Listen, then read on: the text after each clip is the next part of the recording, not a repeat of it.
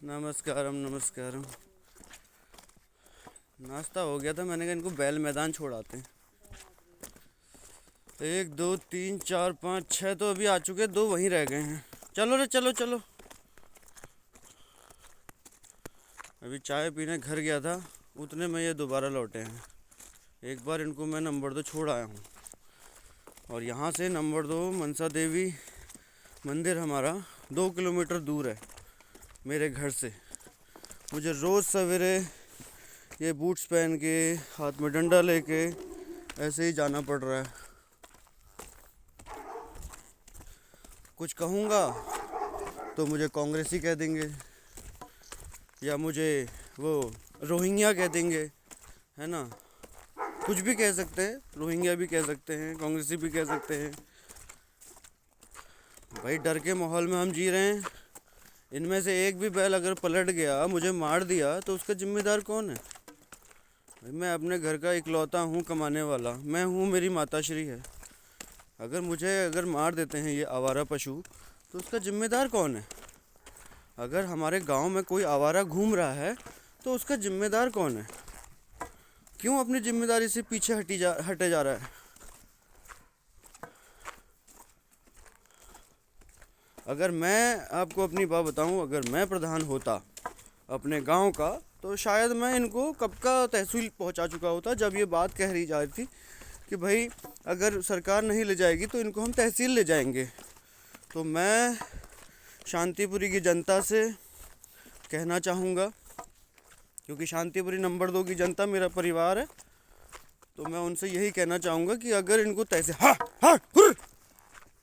अगर इनको तहसील पहुंचाने की मेरी आवश्यकता है तो मैं पहुंचाता हूं। हुर्र हुर्र। नमस्कार। एक ये काश्तकार दिखे हैं मुझे जिनकी बैलों का यहीं पर ही ठिया है। आप क्या कहेंगे इन बैलों के लिए?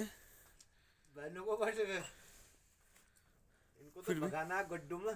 आपके वहाँ तो रोज 3-4 दिन से खड़ा है एक बैल, लगातार है लगातार। तो वो मारने नहीं आ रहा है? मारने भी आ रहा है, बहुत मार रहा है। बहुत मार रहा है ना? बहुत मार रहा है। ये रोज कितने बैल जाते हैं नीचे को?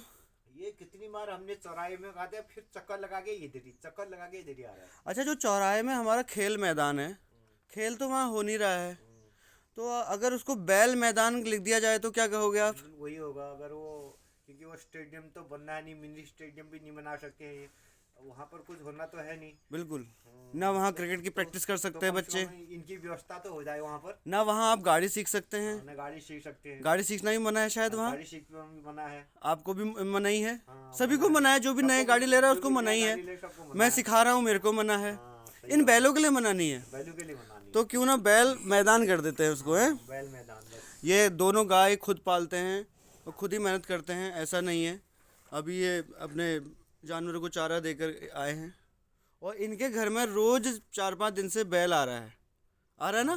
परसों मैं भगा रहा था आपके वहाँ के बैल को, तो वो मुझे मारने आ रहा था। हमको तो ये डर लग रहा कि कहीं बाउंड्री तोड़ के अंदर ना आ जाए। वही होगा ना, बाउंड्री तोड़ के कह रहा हूँ, वो कह रहा हूँ आपको भी तोड़ सकता है। उसके बाद अब वो जब तक 1-2 कुर्बानियाँ नहीं होंगी, शहीद नहीं होंगे, तब तक गौशाला नहीं बन पाएगी। कुछ बनेगा भी। चलिए, धन्यवाद। तो ये हमारे ग्राम पंचायत के एक काश्तकार है, जिनका किसानी भी है और पशुपालन भी करते हैं, और ये स्थिति है, आपको मैंने खुद ही दिखा दिया है।